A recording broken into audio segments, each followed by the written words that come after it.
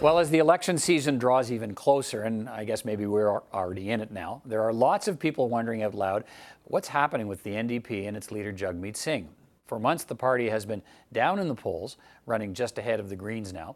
It has failed to capitalize on the political misfortunes of the Liberals, and it risks losing many of its remaining seats in the province of Quebec.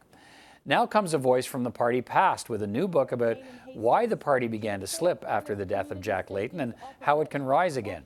Spoiler alert, the NDP needs to make transformative change a mission again, according to Libby Davies. Outside In is the new book from the former NDP deputy leader and longtime Vancouver East MP. Libby Davies, former member of Parliament, former deputy leader, Libby Davies, author, is with me now. Good to see you. Thank you. Do you miss us all here? Well, you know, I do and I don't. I'm happy to be away from the whole Ottawa scene, but I do miss people that I got to know so well, including in the media, because of my former colleagues and other MPs. And I like coming back to Ottawa to visit, but I'm only visiting. It's funny. Often you realize once you've left that there's lots of times when it's not fun when you're in it, but it's really interesting that it's such a close group of people who all work within about 3 blocks of each other. No kidding. It really, when we talk about the Ottawa bubble, and the more you're away from it, the more you go, wow, it really is the Ottawa bubble. Why did you write this book? What's the story you believe you have to tell in Outside In? I wanted to write this book, Peter, because I wanted to talk about my experiences and share with people those experiences. And because I feel so much in politics, and how people feel about politics is cynical, you know? Like, you can't change anything, you can't do anything. And I'm not talking about MPs necessarily, I'm talking about the public. And I wanted to share experiences about how if you're engaged, if you're active, we can get past that cynicism, and you actually can change what goes on, right? So the book is partly about how does change happen, particularly on issues that aren't considered mainstream, because those were many of the issues that I ended up dealing with over my 18 years on the Hill. I mean, I was sort of on the inside, hence the title, Outside In. But so I learned all of that, but I was always someone who came from the outside as well. And so I wanted to get across this idea about the connection between activism and the political process. How do they work together? Let me drill down on some of that, but let's go back to for you. How does the activism part begin for you? How does Libby, and at a very young age? Yeah, I was 19. Yeah, frankly. And so I mean, where does it start? Well, I started working in the downtown east side, which is a very low-income inner-city neighborhood in Vancouver, eventually part of the riding that I represented in Vancouver East.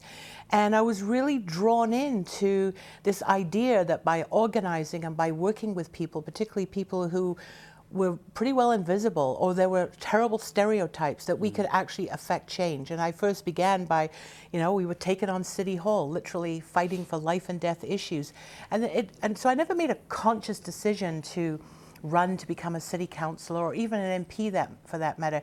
It was sort of an evolvement. And so I learned from the outside, I learned from the inside, and I always became very fascinated about the connection, or the lack of connection, between these two political worlds, and about how does change happen. So that's some of the reasons I wanted to write. It's kind of interesting, right? Because in my experience in this job, you meet a whole lot of people. They come from sort of different parts in this political life, and often it's somebody says to them, hey, you should get involved in politics.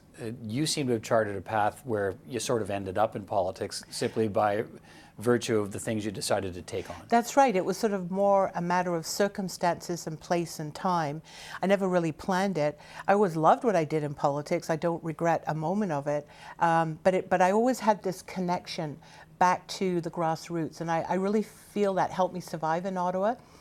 Because it is a grueling place, and it is very much that inside bubble, and you can get pretty divorced from reality. So it was my connection back to the community and some of these struggles that we took on that kept me really grounded in what I was here to do.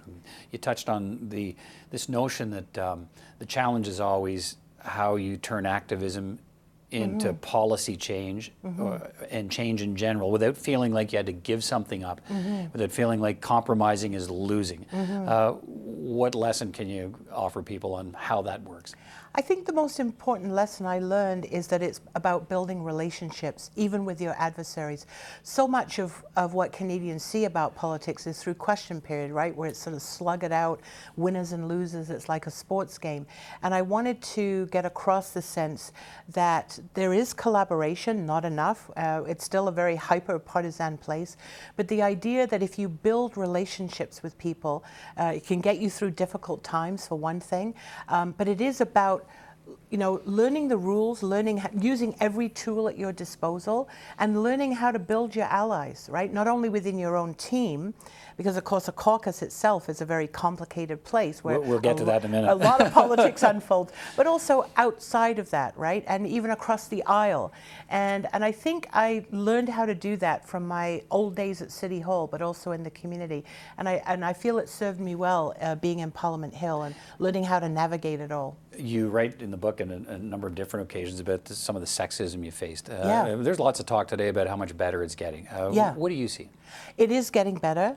And the strange thing is that when I first got here in 1997, I didn't think about it so much. I was so busy fighting on these issues that were so life and death in terms of people dying of drug overdoses or homelessness or the missing and murdered women. And so I never really reflected about what it was like to be a woman in politics. And it's only later, and more so since I've left, that I've looked back.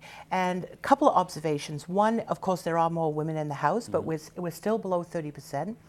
There's younger women in the House, which I think is amazing. It does change the debate. It does change what takes place. But it's still, it's still partly that old playbook, right? So changes have happened. And I think if we want to encourage more women to run and be involved in other groups that are underrepresented, we have to make this place, Parliament Hill, more open and accessible to people. We do have to do politics differently. So that, yes, there's been improvement. Things like the Me Too movement, I think, have had a dramatic impact. And I do think there's a new generation of political leadership coming forward that's different from what we've seen before. So I take hope from that. Let me ask you about some of the headlines of the last couple of days, and we've got more time to talk about the rest of the book too. What do you think of the path being charted now by Jody Wilson-Raybould and Jane Philpott, who've decided they think the best way they can try to reduce partisanship and reduce the structure of parties and confrontation is to run as independents? What do you think of their chances? I think I understand where they're at and the decisions that they made. I think it's hard to be independent. I think they'll both get re-elected. They're very well known. They have a base. They have a following. But being in Parliament as an independent is a tough role. You're not on committees. It's difficult to get questions. It's difficult sometimes to get sort of visibility for what you're working on. But I think they are helping to change the scene, And so when these things happen, at the time we may think, well, that's, why would that happen? And that's weird. But I think it does help change the culture. It helps change the discourse that takes place. And the more we're aware of that, I think the more we can contribute to it as individual MPs, but most importantly, as political parties. As you know, we have a very strong party system here. We're based on the old British parliamentary system, where, what the whip says, you get out and do it.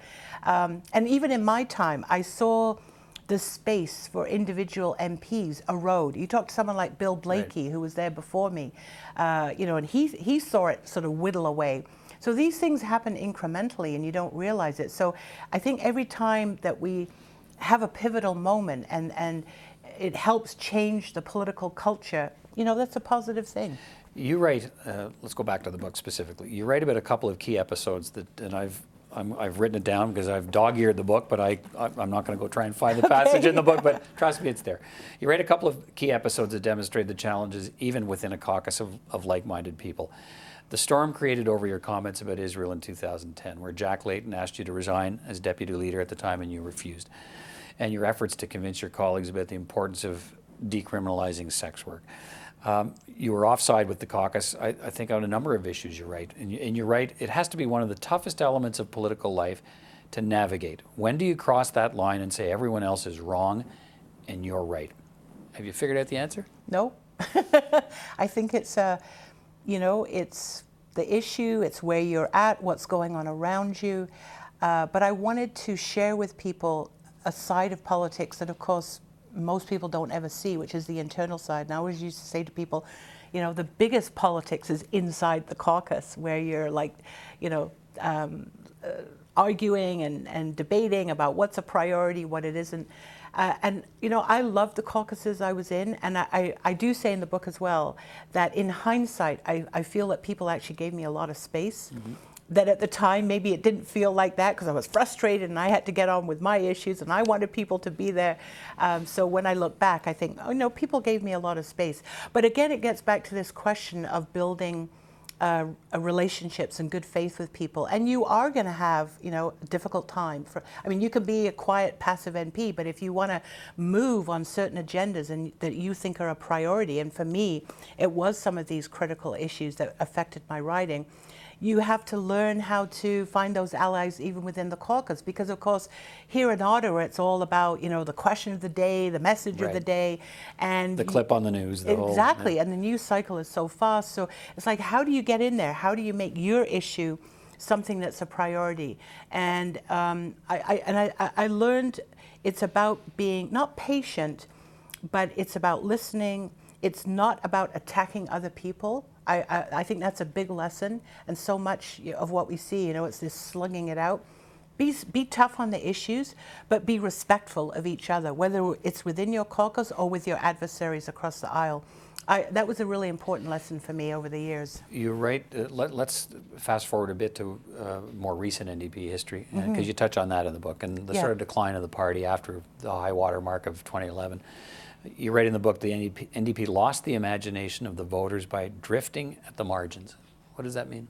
Well, I think we lost a connection with our base. This is after 2011, where we had the orange wave and approaching the 2015 election. And we got in this mindset that we were the official opposition, which we were, that was true. We did a good job.